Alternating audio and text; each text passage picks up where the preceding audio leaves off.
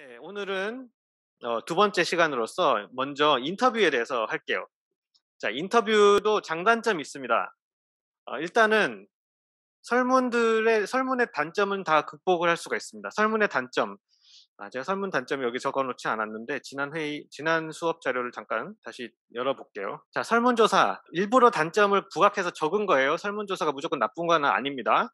자, 일단은 설문조사는 어, 그 사람의 깊이 있는 뭔가를 끄집어내기 힘들기 때문에 양적인 것을 얻으려고 하는 거죠. 그렇기 때문에 많은 응답을 얻지 못하면 큰 의미가 없다는 거예요. 그러니까 여러분들이 뭐 대한민국의 청년들을 위한 앱을 만들겠다고 하면은 적어도 저 대한민국 청년 내에 뭐 한 2%면 얼마일까요? 2%도 큰가? 아무튼 2%%는 작죠. 하지만 숫자라면 엄청난 많은 사람일 거예요. 그러니까 만약에 한동대 학생을 위한 앱을 만들겠다라고 하면 한동대 학생이 4천 명이라고 치면 여러분 이제 400명, 10% 한동대 학생이 10% 정도 조사하면은 좀 한동대 학생들의 의견을 많이 얻을 수 있을까요? 그럼 400명이에요. 400명을 조사하는 거 쉽지 않죠. 근데 더 한동대 학생들을 더 잘 알고 싶다. 한 25% 정도 한동대의 25%를 한테 응답을 받아야겠다라고 목표를 잡으면 1,000명인 거예요, 벌써. 그죠? 그래서 1,000명한테 설문조사를 받으려면 얼마나 많이 사람들한테 해 달라고 해야 될까요? 그만큼 이 많은 양을 얻어야지 의미가 커집니다. 그래서 만약에 설문을 했는데 10 명한테 얻었어요. 그거 가지고 인제 그 집단을 대표한다고 할 수 없는 거죠. 자, 그래서 많은 응답을 얻지 못하면 의미가 없을 수도 있습니다. 현상 파악만 가능할 수 있죠. 그죠? 깊이 있는 어떤 해석을 찾아내기 힘들 수 있고요. 그리고 또 네, 여러 가지 또 다른 것들은 마이너한 얘기인데 저 위에 있는 두 가지가 큰 거죠. 자, 그래서 인터뷰 같은 경우는 설문조사의 그런 단점, 아까 말한 것 중에 두 개는 아주 많은 사람들을 한테 해야지 의미가 있다. 왜냐하면 양적인 데이터를 얻으려고 하는 거니까. 그다음에 표면적인 것밖에 얻을 수밖에 없다라는 거예요. 깊이 있는 걸 알기 위해서는 아무래도 설문은 한계가 있죠. 또 응답하는 사람들이 이렇게 칸이 있다고 해서 아주 정성스럽게 막 여러 뭐 수십 줄 적어 주긴 어렵잖아요. 그죠? 그런 데이터를 얻고자 한다면 여러분은 설문을 할 게 아니라 인터뷰를 하셔야 돼요. 자, 인터뷰는 상황에 따라서 내가 적절한 질문을 할 수가 있죠. 그렇기 때문에 깊이 있는 뭔가 궁금하면 그 자리에서 그냥 물어보면 돼요. 그리고 장점 중에 하나는 적은 사람으로부터 의미 있는 것을 얻을 수 있다는 거예요. 왜냐하면 표면적인 걸 얻는 게 아니라 깊이 있는 것을 물어보기 때문에 큰 사람 뭐 100명, 200명이 아니더라도 설문은 단 몇 명으로도 굉장히 많은 의견을 얻을 수 있어요. 다음 페이지에 다시 보여드리고 단점이 있다면은 인터뷰 대상자가 누구냐에 따라서 말할 수 있는 게 되게 달라요. 뭔가 어떤 앱을 만들고 싶은데 그 앱이 패션에 관한 앱이다. 근데 그런 패션의 어 그 앱의 사용자는 패션에 관심 있는 사람들이에요. 근데 여러분 만약에 인터뷰할 때 누굴 데려왔는데 그 사람은 뭐 별로 패션에 그렇게 관심은 없고 뭐 관심이 있더라도 열심히 그런 거 찾거나 하지 않는다. 그렇게 되면 그 사람들이 말할 수 있는 건 제한적이라는 거예요. 물론 다양한 사람들을 해 보는 것도 의미가 있을 수 있지만 여러분의 타겟에 굉장히 어울리는 사람, 그걸 잘 표현해 줄 수 있는 사람을 선정을 해야 됩니다. 왜냐하면 몇 명 안 하기 때문에 그래요. 더더욱 적은 숫자 사람들을 잘 선택을 하면 좋겠고요. 또 진행자의 이런 많은 연습이 필요하겠죠. 적절한 질문을 뽑아낸다는 측면에서. 그리고 인터뷰 기획하고 준비하는 이런 여러 가지가 설문보다 더 오래 걸리고 시간과 노력이 더 많이 걸려요. 비용도 많이 들어요. 사람 참여하면 거기에다가 페이를 해 줘야 되니까. 그래서 회사 같은 데서 한다고 하면은 한 사람 불러서 뭐 보통 한 2 시간 정도 해요. 그러면 뭐 10만 원, 20만 원 이렇게 페이하기도 합니다. 전문가를 인터뷰한다면 더 많이 페이를 하겠죠. 몇 명 정도가 적당할까요? 이론에 따르면 한 다 대선 다여섯 명 정도 하면 돼요.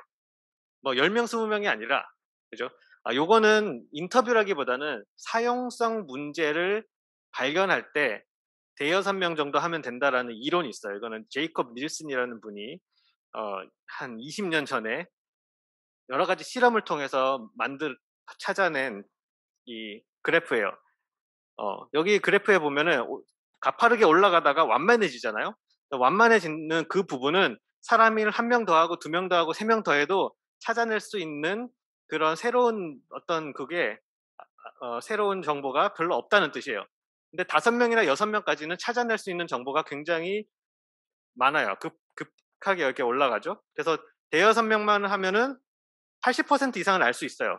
근데 내가 100%를 알고 싶다라고 욕심을 내면 안 돼요. 왜냐하면 그러기 위해서는 2-3명만 더 하면 되는 게 아니라 20명, 뭐 15명, 20명 굉장히 많은 사람을 해야 되기 때문에 차라리 시간과 비용을 아껴서 80% 정도만 가지고 그 사람들의 의견을 가지고 하면 되겠죠. 물론 나머지 20% 중에 정말 중요한 게 있을 수는 있지만 또 없을 수도 있단 말이죠. 모르는 상황에서 우리는 효율성을 찾기 위해서는 한 5-6명 정도 인터뷰를 해 보시면 얻고자 하는 것에 굉장히 상당수 많은 어 정보를 얻으실 수 있을 겁니다. 자, 지금부터는 인터뷰를 위한 팁들을 몇 가지, 뭐 좀 많아요. 몇 가지가 아니라 팁들을 계속 말씀을 드릴게요. 일단 인터뷰를 할 때 나 혼자 인터뷰어, 내가 인터뷰를 하는 사람이 되면 곤란해요. 왜냐하면 누군가 말하는 것을 또 적으면서 또 말하고 이러면은 이 부드러운 흐름이 끊기거든요. 그래서 진행자는 계속 질문하고 흐름이 끊기지 않고 계속 커뮤니케이션을 할 수 있는 그런 별도의 진행자가 필요합니다. 또는 뭐 퍼실리테이터라고 할 수가 있겠죠. 이 하나의 이 테이블에서의 진행을 맡는. 보조 진행자는 시간 체크를 하고 보조 질문들을 하고 또는 기록도 합니다. 그래서 2명이서 해도 돼요. 기록자랑 진행자. 보조 진행자가 또 따로 있을 필요가 없을 수도 있어요. 그래서 2-3명이서 한다는 거고요. 또 분위기를 좋게 하는 팁, 사소한 일상을 먼저 이렇게 나누겠죠. 오자마자 뭐 "이거 앱의 사용성이 어떠냐." 막 물어보는 게 아니라 공감대를 형성을 해야 됩니다. 이 사람, 찾아온 사람은 이렇게 좀 쫄아 있어요. 왜냐하면 요 맨 밑에 쪽에 보시면 자기가 분석당한다고 여겨서 긴장하는 경향성이 있습니다. 왜냐면 누군가 질문하고 답을 해야 되니까. 근데 여러분 회사 같으면 회사에 입사하는 때 면접 보잖아요. 그 면접은 분석하려는 의도를 가지고 막 분석을 하죠. 근데 우리 여러분의 아이디어를 평가하고 사람들의 의견을 듣고자 하는 이 인터뷰는 완전히 달라요. 이 인터뷰의 목적은 되도록 많은 정보를 내가 배우기 위함이지 내 앞에 앉아 있는 사람을 테스트하고 평가하려는 목적이 전혀 아니거든요. 근데 인터뷰 참여하는 사람은 자기가 테스트 당한다고 생각할 수 있다는 거예요. 그렇기 때문에 공감대를 형성하고 절대로 이것은 당신을 평가하는 게 아니고 우리한테 큰 도움이 됩니다라고 좀 이렇게 미리 감사의 표현을 정하고 큰 도움이 될 거라는 이런 좋은 말을 해주는 거죠. 그리고 진행자는 이 앞에 이제 그림에서도 보시면 이렇게 몸을 앞으로 숙이고 있죠. 이게 들으려고 경청하려고 하는 태도를 보이라는 거예요.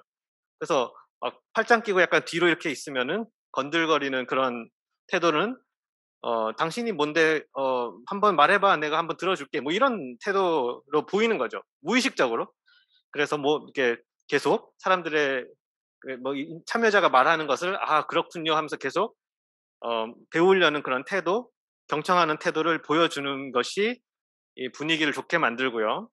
참여자에게 호의를 표하고 계속 칭찬을 해 주는 거야.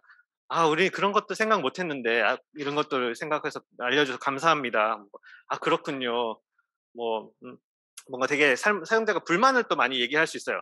그러면은 "아 힘드시겠습니다." 뭐 이렇게 계속 동조해 주고 그러면 말하는 사람도 신이 나서 계속 뭔가 말하게 되겠죠. 또 적절하게 참조할 수 있는 자료가 이게 참여자한테 도움이 될 수 있어요. 참여자는 전혀 내가 뭘 말해야 될지 모르는 상황에서 왔기 때문에 생각이 안 날 수도 있고 집에 가서 갑자기 '이거 말했어야 했나?' 이렇게 생각이 날 수도 있어요. 그래서 가장 이 사람의 머리를 잘 회전시켜 주고 필요한 질문을 끄집어낼 수 있기 위해서는 이 적절한 출력물을 제공하면 좋아요. 근데 텍스트가 너무 많으면 다 읽어야 되니까 그냥 눈으로 슬쩍 보고 아이디어가 떠오를 수 있는 정도의 출력물을 제공하고 근데 그거를 계속 주면 안 돼요. 주지 말고 보여주고 다시 가져옵니다, 진행자가. 이게 사람들이 이게 참여한 사람은 긴장이 되기 때문에 뭔가 내 앞에 있는 뭔가를 계속 의지하게 돼요. 그래서 뭐 종이를 계속 꼬깃꼬깃 한다든지 뭐 그런 거 있잖아요. 이렇게 긴장했을 때 나타나는. 그러면 불필요하게 계속 내가 제공한 출력물을 계속 볼 수도 있어요, 불필요하게. 그럼 내 의견을 내 답을 해야 되는데 계속 이걸 보고 있으면은 원활한 진행이 안 되기 때문에 잠깐 보여주고 마는 거죠. 그리고 질문을 목록이 여러분은 미리 생각하고 갈 거 아니에요? 근데 모든 질문을 다 하겠다고 생각하면 안 돼요. 여기서 이제 진행자의 뭐죠? 경험이 필요한데 모든 것을 다 질문하겠다라는 것보다 그때그때 상황에 맞는 것을 적절하게 질문해서 필요한 정보를 얻어내는 게 중요해요. 그래서 뭐 6명, 5명, 6명한테 똑같은 질문을 해서 어떤 대답들을 얻어내는 게 중요한 게 아니고 전체 인터뷰의 목적에 부합하는 최대한 중요한 소중한 정보들을 이 참여자로부터 얻겠다라는 그런 목적을 가지고 필요한 질문을 그때그때 하는 거죠. 그래서 중요한 질문들은 미리 이렇게 별표를 쳐 놓는다든지 뭐 질문을 한 50개를 가져갔어요. 50개 다 물어보는 게 아니라 필요에 따라서 넘어가고 그중에 꼭 물어봐야 되는 질문은 한 5개 정도 이렇게 챙겨 놓는다든지 그렇게 하는 거예요. 만약에 여러분이 생각하고 있는 프로토타입이라든지 컨셉을 보여주고 싶어요. 그러면 어 보통 이렇게 참여하는 사람들은 이렇게 보여주면은 좀 좋게 얘기해 주려는 경향이 있어요. "아 좋은 것 같아요." 뭐 이런 식으로 그냥 좋게 얘기해 주는. 왜냐하면 '이 사람이 자기 걸 가져왔구나.'라는 그런 것을 알고 있어요. 그렇기 때문에 뭔가 "괜찮을 것 같아요." 뭐 이런 식으로 좋게 하려는 경향성이 있기 때문에 하지만 우리의 목표는 뭐냐면 날카로운 코멘트를 받아야 돼요. 그 참여자가 비판을 해 줘야 돼요. 뭐 고칠 걸 찾는 게 우리의 목적이에요, 고칠 걸 찾는 게. 그러기 때문에 저는 이 제품이랑은 아무 상관없고 아무렇게나 얘기해도 나한테는 아무런 불이익이 없고 정말 내가 봐도 뭐 쪼끔 어떤 부분이 있는 것 같고 뭐 이런 식으로 내가 쪼끔 약간 비판하기 시작하면 막 비판적인 얘기를 꺼집어 내겠죠. 그런 비판을 잘 들어야 돼요. 물론 해석함에 있어서 모든 불평을 다 받아들일 수는 없는데 그렇지만 칭찬만 한다고 해서 내가 배울 수 있는 건 별로 없거든요. 여기에서는 비판을 들어야 돼요. 그리고 만약에 뭔가 이렇게 비판했습니다. 뭐 "이건 좀 색깔이 별론 것 같다." 뭐 이렇게 "왜 나는 파란색 별론데 왜 파란색을 썼는지 모르겠다." 이런 식으로 굉장히 주관적인 얘기를 했을 수 있죠. 근데 여기서 갑자기 "파란색이 저희의 컨셉이에요." 이런 식으로 막 방어를 하거나 설명하면 안 돼요. 그러면 사용자가 '아 이 사람이 지금 자기네들 이걸 뭔가 방어하는구나. 뭔가 좋은 얘기 듣고 싶어 하는구나.' 그러면 갑자기 좋은 얘기만 하게 되는 거죠. 그냥 날카롭게 하더라도 '아 그렇군요.'라고 받아들이면 돼요. 자 해서는 안 되는 혹은 해야 되는 것들 일단 그 사람의 영상 특히 뭐 녹음은 뭐 큰 적은 아닐 수 있지만은 얼굴이라든지 그게 나타나는 것은 동의를 구해야 되고요. 왜냐면 인터뷰해서 공유할 거기 때문에 팀 안에서 공유하고 이럴 거기 때문에 항상 사전 동의를 구해야 되고 여러분이 자꾸 설명하려고 하면 절대 안 돼요. 이 사람 뭔가 그래서 또 쉬운 단어를 써야 되기도 하고 또 설명할 거면 짧게 해야 됩니다. 앞에 앉은 사람이 '잘 모른다.'라고 생각하고 하면 안 되고 그래서 뭐 예를 들어 "사용성에 관한 설문을 인터뷰를 한다." 그러면 "아 사용성이 뭔지 아세요?" 이렇게 잠깐 질문하고 모른다 그러면 잠깐 설명을 해 주면 돼요. 근데 막 굉장히 장황하게 하지는 말라는 거죠. 그리고 절대로 참여자를 판단하는 그런 말을 해서는 안 되고 편견을 주지 않도록 질문을 해야 돼요. 사람들은 다 알아요. 이 사람의 의도가 뭔지 이게 눈치를 채게 되면 그 의도에 맞는 답을 하려고 하기 때문에 여러분이 원하는 그 날카롭고 비판적인 그런 시각을 말을 들을 수 없을지도 몰라요. 자 그리고 인터뷰할 때 이런 콘티를 짜 가면 좋습니다. 왜냐하면 우리가 돈을 페이를 하고 모셔온 분이기 때문에 이 사람의 1 시간 쓰겠다라고 하면 딱 1 시간만 써야 되는 거거든요. 그래서 이런 콘티를 짜서 지금 보시면 딱 1 시간짜리거든요. 사람이 오면 웰컴하고요. 메인 세션을 3 개를 갖는 거예요. 3 가지 주제에 대해서 하겠다. 그리고 첫 번째 주제에서는 약간 좀 전반적인 뭔가를 확인하는 그런 질문, 두 번째 주제는 쪼끔 이제 깊이를 들어가는 질문, 세 번째 주제는 우리가 가진 프로토타입을 살짝 보여주면서 그래서 그거에 대한 평가나 의견을 받는 질문. 예를 들어서 그런 거죠. 꼭 이렇게 해야 된다는 게 아니라 예를 들어서 메인 세션 1, 2, 3, 4 뭐 이런 식으로 나눌 수 있다는 거죠. 뭐 1시간짜리일 수도 있고 2시간짜리일 수도 있고요. 더 길 수도 있어요. 아니면 2번, 3번에 걸쳐서 몇 번이나 초대해서 할 수도 있어요. 이거는 운영하기 나름인데 그만큼 다 비용인 거죠. 그리고 중간에 만약에 너무 길어지면 쉬는 시간을 주면 되는 거고. 그래서 반드시 여기서 중요한 건 실전과 똑같은 리허설을 한번 해보라는 거예요. 파일럿 테스트. 설문지도 제가 파일럿 테스트 해보면서 여러분들이 생각하지 못하는 질문이 어렵다. 혹은 뭐 의도한 답을 잘 해줄 수 있는 질문인가 이런 것들 설문 자체에 대한 평가를 해봤잖아요. 설문의 답을 얻으려고 하는 게 아니라 설문 자체 질문이 괜찮은지 이거 마찬가지 인터뷰에서도 내 질문이 괜찮은지 전체적인 진행의 흐름이 문제가 없는지 이런 것들을 한번 해보고 설문을 하는 것과 그렇지 않고 그냥 사람들을 불러서 하다 보면은 막 약간 쭈뼛거릴 수도 있고 막 준비가 안 됐다는 것이 이렇게 막 드러날 수도 있어요. 그렇게 좀 프로페셔널하게 하려면 이런 리허설 파일럿 테스트는 반드시 해봐야 된다는 거고요. 물론 여러분들이 리서치 전문 기관이라 가지고 이거 수백 번 해봤으면 그렇게 파일럿 테스트가 중요하진 않을 수 있지만 이거 배워나가는 입장에서는 이 파일럿 테스트 한번 하고 인터뷰를 하는 것과 하지 않고 하는 것은 굉장히 큰 차이를 보일 거예요. 그룹으로 하는 인터뷰예요. 인터뷰는 보통 나는 이제 진행자고 내 옆에 기록자나 보조 진행자들이 있죠. 우리 팀이 많아요. 한 사람을 대상으로 하는 거죠. 그것은 이제 한 사람을 대상으로 빠르게 뭔가를 얻어낼 수가 있습니다. 근데 포커스 그룹은 여러 사람들을 한 번에 초대하는 거예요. 역시 우리 팀은 2-3명입니다. 많으면 한 4명이고 저쪽 팀은 참여하는 사람들은 많으면 뭐 5명, 4명, 3명, 4명, 5명 뭐 그 이상이면 너무 비효율적인 것 같아요. 그래서 여러 사람들이 서로서로 이 사람이 말한 것을 가지고 내가 그걸 듣고 아이디어가 나올 수도 있고 이런 것들을 기대하는 거예요. 브레인스토밍처럼 일종의 브레인스토밍이죠. 어, 뭔가 이렇게 떠올리는 말을 계속 누군가가 듣고 또 아이디어가 생기니까. 근데 그래서 어떤 이 주제 이 FGI는 일단 단점부터 보시면은 맨 밑에 대화를 하려면 되게 시간이 부족해요. 왜냐 한 사람씩 다 얘기해야 되니까. 물론 진행의 묘에 따라서 한두 사람 질문하고 딴 사람한테는 다른 질문하고 넘어갈 수도 있어요. 근데 이게 무르익다 보면은 막 서로서로 얘기하고 싶어지고 참여하는 사람들이 굉장히 말이 많아지면은 넓은 주제를 다루기가 힘들어져요. 그래서 오히려 되게 특정한 주제를 잡고 그 하나만 하는 그런 방식으로 사용되면 좋습니다.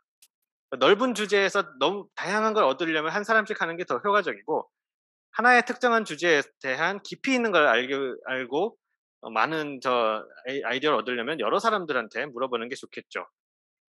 참여자 간에 서로서로 질문할 수도 있고 이 사람이 뭐라고 했어요? 그럼 다른 사람이 나는 그렇게 해본 적이 없는데 그거 어떻게 하는 거예요? 이런 식으로 물어보는 그 대화 간에서도 뭔가를 얻을 수가 있고요. 이런 인터뷰 대상 그룹을 선정하는 것은 마찬가지로 여기서도 중요합니다.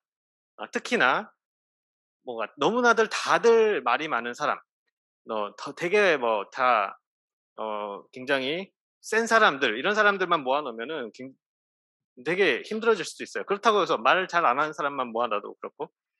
우선 그룹 선정이 굉장히 중요하고요. 너무 비슷한 것도 안 좋고 너무 일률적인 것도 안 좋고 적절하게 뭔가 공유될 수 있는 사람으로 배치를 해야 돼요. 그 주제에 따라서. 네. 그리고 한 사람이 말하는 거에 너무 집중되지 않도록 퍼실리테이팅을 잘 해야 됩니다. 그래서 어느 분 말씀해 보세요. 좀 누구 말씀해 보세요. 막 이런 것들. 그리고 또 누군가가 막 목소리가 세서 막 비판하고 서로서로 그런 일이 없도록. 내가 컨트롤을 못 해요.